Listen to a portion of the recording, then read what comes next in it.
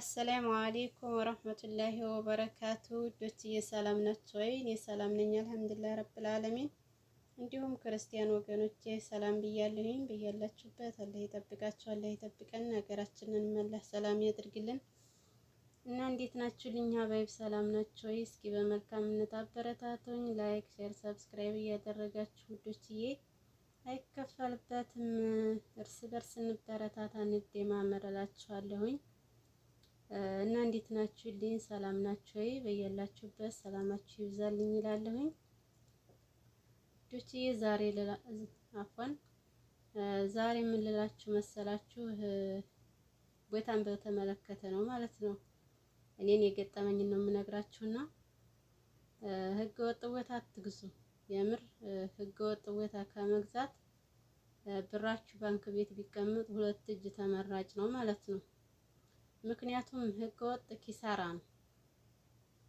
እኔ እንግዲህ ተቅሪበን 2 አመት ሊሆነው ነውና ህገወጥ ቦታ ገዝቼ ነበር ማለት ነው። የገዛሁትም ህገወጥ መሆኑን እያወቅኩ ነው አንደኛ፣ ሁለተኛ ደግሞ አካባቢውን ስለማውቀው ብላን ይመታውን ብዬም አላሰብኩም መስለን። በሰዓቱም ዋጋውን ርካሽ ነበርና፣ ግን አሁን ከወር በፊት ብላን መታው ሲሉኝ በጣም ገረመኝ።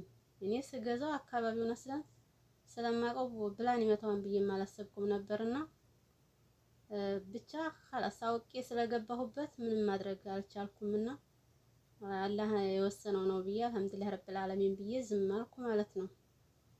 የኔስ ባዶ ቦታ ነው፣ የስንተቶቻችን ቤታቸው የፈረሳለ ብዬ ራሴን አሳምኜ ዝም አልኩ ማለት ነው። እና ህገወጥ ቦታ አትግዙ።